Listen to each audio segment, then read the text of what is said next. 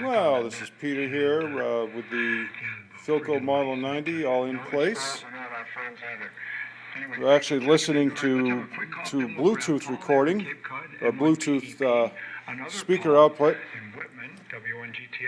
So I'll turn this down, audio down a little bit.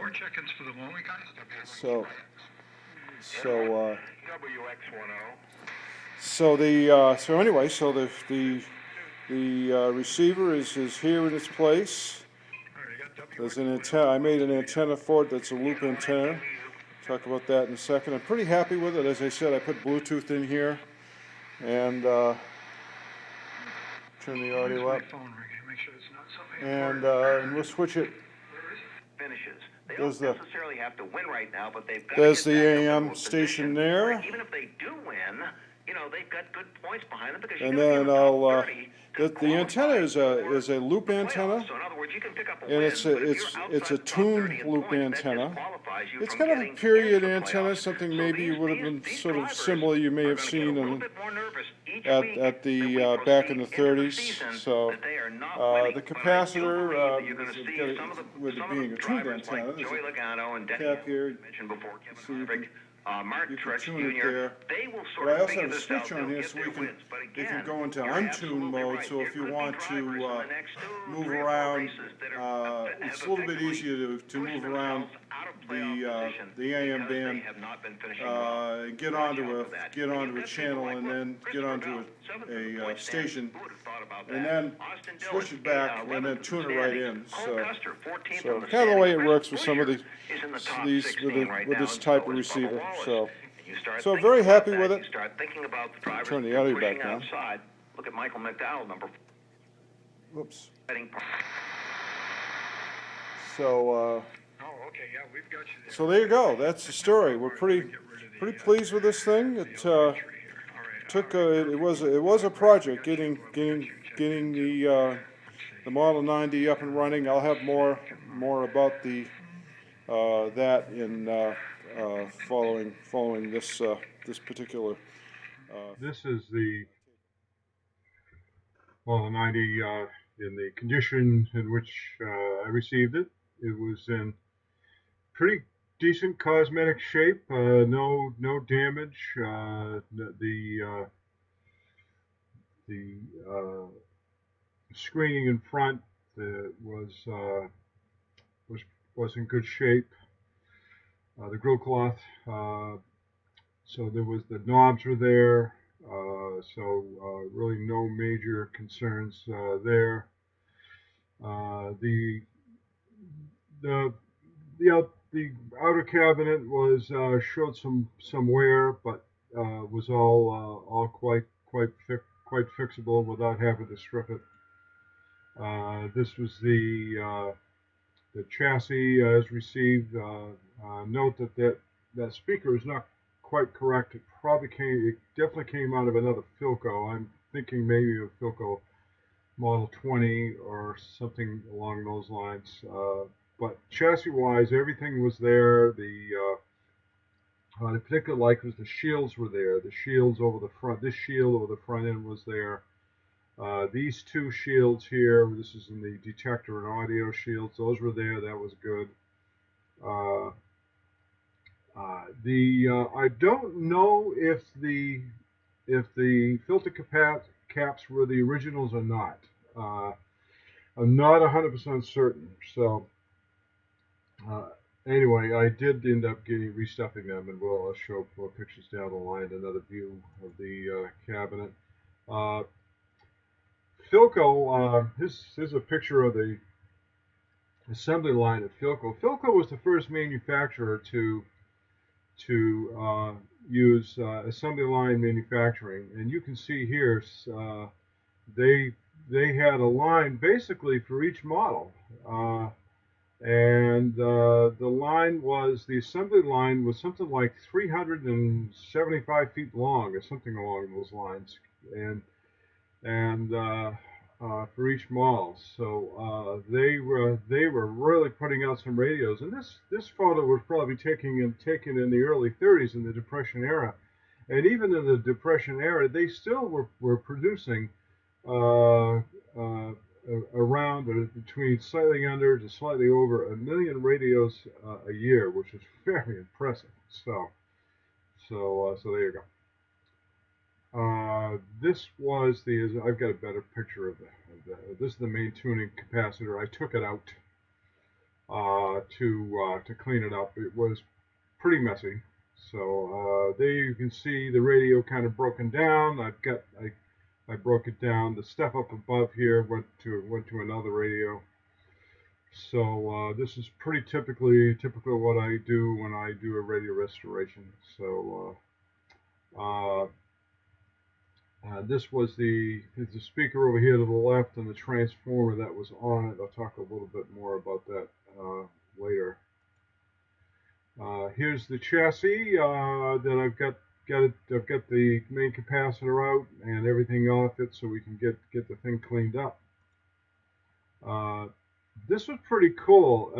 I actually did not understand what was set up top here. I thought this was another signature before somebody online said, "You know what that says? It says replace tubes." So apparently this went to a service shop, probably an authorized Philco service shop, possibly Philco itself, and the whoever it was in July 17th, 1933, he replaced the tubes. So I thought that was pretty cool. So I also signed the chassis just below that for the restoration part. So there's the tuning cap while I was getting it cleaned up, and these are the filter caps that I had pre-stuffed. You can see where one I had to I cut open the cans and then I stuffed new capacitors in there. So in this case I did not use the cloth wire, and I used red and black. I just wanted to be 100% certain about the clarity on that, so there would be no doubt what was what there. So, and there's the capacitor that was put back together. There's actually a piece of PVC in there to give it some strength, and plus a little bit of super glue on there too. So there's the these pictures aren't necessarily in order, by the way. There's the restored cabinet here. I thought it came up very nice. I was very pleased with it. So so there you go on that. There's the completed tuning capacitor, and getting ready. Basically, he was getting ready to go back and to get installed back on the chassis. And there's again all the parts all laid out. This was I actually put a brass rings around the tuning caps. You can see the final result in the following video. See, I'm going to probably advance one up here. This is one of many of the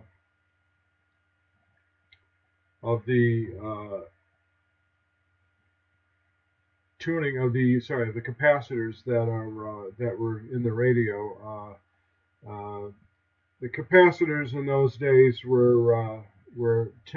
tended to be either a metal casing or a bakelite casing, and that's what they used in this radio. They had a combination of both metal and bakelite. I don't have a picture of the underside for whatever reason. So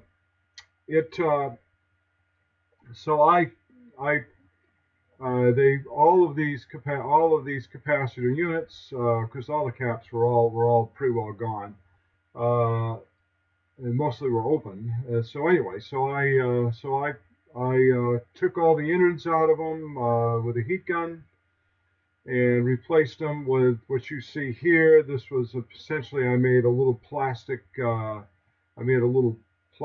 mold here, and then I put the capacitors in there, and then I embedded them in epoxy resin. So to give so that we had a good, solid, and well insulated piece to stuff back in there. And the bakelite ones were similar, except in this case I just put the capacitors in. We didn't need to embed anything in there. So there go on that one. So there's another look at another one of the cans, and so forth, so on. So again, on these caps, I did not use the cloth wiring on this. Again, I really wanted to be sure about which cap was which, so I labeled them. So I used On the Philco Model 90 cathedral, also called the Baby Grand. It was quite a project. Not just the chassis, but the entire, obviously the entire project. So the chassis was pretty messy. It certainly had its share of issues. So I took out the tuning condenser, I removed it, and then cleaned it all up.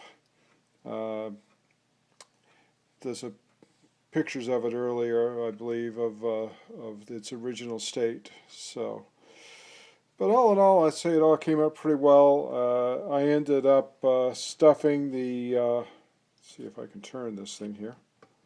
There we go. I did end up stuffing the capacitors, the filter capacitors. So I removed the innards and put in new caps in it. There's also some caps under the chassis too. I did keep the original bakelite pieces that were in there underneath the chassis. These were kind of they were bakelite capacitors, but it was basically composed of bakelite. Little bakelite containers, black bakelite containers that were filled with tar. So I removed the tar out of them, removed the original capacitors out of them, and then filled them back in. So I think I've got some photos here that show it. So, but all in all, I thought the project came out pretty well. This here is a Bluetooth connector, so it's going to have Bluetooth. I actually removed the tone control because I had no interest in the tone control, though I have kept the tone control for somebody in the future wants to put the thing back in. That it'd be an easy reversible mod. So there you go. That's what the chassis looks like. All the parts are there. So you can turn it back here. The shielding can here that's over the front end was in good shape. So that's there. Both of these shields on the, I believe on the detector tubes were all there. So that was great. So all that went well there. I did. I don't know if you can see up in. I'm not sure if you can see up in here or not. No, I don't think so. Maybe I can dial it down some here. There we go. This was not the original speaker, but probably out of maybe an earlier Model 20 or something like that. I did replace and put in a modern output transformer. When I first hooked it up, it had a couple of issues. It had an open IF transformer, which I had to rewind. And it had a couple other issues. Anyway, I got that all going. But after I got it going, I realized that, boy, this thing just sounds like crap. And I got looking at the output. This is a field coil type of unit, type of speaker, and the field coil and the audio and the output transformer are wired incorrectly. I don't know how many years it was that way. It could have been that way for 50 years, 60 years. Who knows? It's a 90-year-old radio, so So who knows? But I did, and after realizing that, I wasn't 100% sure that that was the correct transformer. So I did put in a new correct transformer that matches the impedance. This is the mid-level, the mid-release of the Model 90. It has a single. See, I can turn that a little bit. This has the single number 47 directly heated tube in it. As opposed to the, and of course it has AVC in it too, which is nice. That really makes a difference, having the AVC. AVC, for those not into it, means automatic volume control, and it was around this time when radios started showing up with the AVC function in the radios. You know, after that, all radios, all AM and many FM radios had AVC. So there you go. That's what that's the story on that. And then also, let me get the light out of the way, and we'll rotate this. Push it up a little bit, and you can see the, let's see if I can push this back a little bit so you can see it a little bit better. So there's the antenna I made for it. I made a kind of a period antenna, I guess. It's about a 22-inch square antenna. So it's going to live with this radio. It's a tuned loop antenna.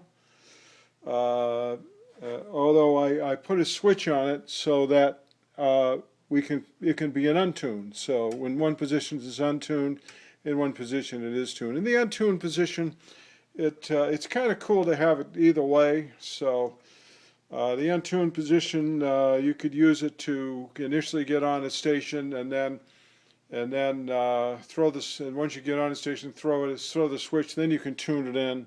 So the next video.